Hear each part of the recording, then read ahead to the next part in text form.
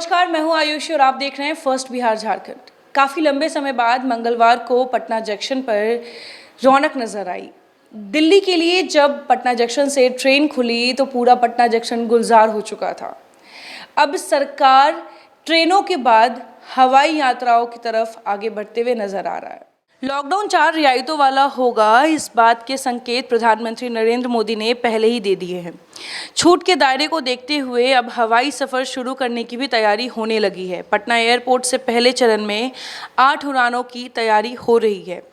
नागरिक उड्डयन मंत्रालय ने सभी एयरलाइंस कंपनियों के साथ साथ एयरपोर्ट ऑपरेटर को गाइडलाइन जारी किया है, जिसके मुताबिक यह कहा गया है कि पहले चरण में जब विमान सेवा शुरू की जाएगी तो 80 साल से ऊपर के लोगों को यात्रा की इजाज़त न दी जाए। उम्मीद जताई जा रही है कि अगले हफ्ते से फ़्लाइट सर्विस शुरू हो जाएगी। पटना से भी तकरीबन 8 उड़ानों को इजाज़त मिल सकती है। एविएशन मिनिस्ट्री की गाइडलाइन के बाद मंगलवार को पटना एयरपोर्ट के अधिकारियों के साथ फ्लाइट कंपनियों के प्रतिनिधियों की बैठक हुई। इस बैठक में Indigo, spice jet, Go Air, Vistara और इंडियन एयरलाइंस के स्थानीय स्टेशन मैनेजरों के साथ साथ CISF के सहायक कमांडेंट भी मौजूद थे। बैठक में इस बात पर चर्चा हुई कि विमान सेवा शुरू होने की स्थिति में सोशल डिस्टेंसिंग के नियमों का कैसे पालन किया जाएगा। पटना एयरपोर्ट पर कैसे यात्रियों को सुरक्षित तरीके से बोर्डिंग कराई जाएगी। फ्लाइट कंपनियां और एविएशन मिनिस्ट्री जिन विकल्पों पर विचार कर रहा है, उसके मुताबिक रिपोर्टिंग टाइम 2 घंटे और बढ़ाने का फैसला लिया जा सकता है।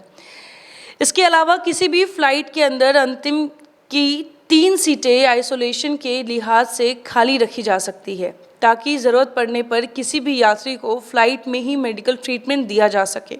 एयरपोर्ट पर केवल उन्हीं यात्रियों को एंट्री दी जा सकती है जिनको 6 घंटे के अंदर फ्लाइट से उड़ान भरनी है। किसी भी स्थिति में बुखार, सर्दी, खांसी से पीड़ित लोगों को यात्रा करने की इजाज़त नहीं दी जाएगी।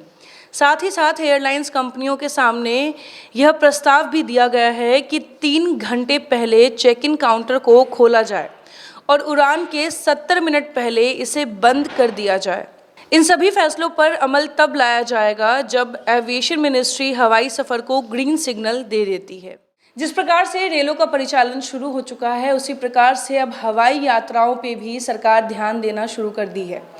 देखा जाए तो जिस तरीके से लॉकडाउन के बीच सभी सेवाओं को बंद किया गया था, एक राज्य से दूसरे राज्य में जाने की अनुमति नहीं दी थी, इसी बीच प्रधानमंत्री नरेंद्र मोदी ने एक बार फिर से साफ कह दिया है कि लॉकडाउन 4 में कुछ रियायतें दी जाएंगी, जिसमें हवाई सेवाएं या रेल परिचालन पे भी नज़र डाली जा रही है। इसके साथ ही मैं आपको बता दूं कि जिस तरीके से जो लोग अन्य राज्यों में हैं, जिनको अपने घर वापस जाना है, जिनको अपने काम पे वापस जाना है, ऐसे लोगों के लिए रेल सेवाएं तो शुरू हो ही चुकी है, लेकिन अब हवाई सेवाओं पे भी सरकार अपनी नज़र बनाई हुई है और हो सकता है कि अगले हफ्ते से हवाई सेवाएं भी शुरू कर दी जाए। फिलहाल बने रहे फर्स्ट बिहार झारखंड के साथ। हमारा चैनल लाइक एंड सब्सक्राइब करना ना भूलें। धन्यवाद।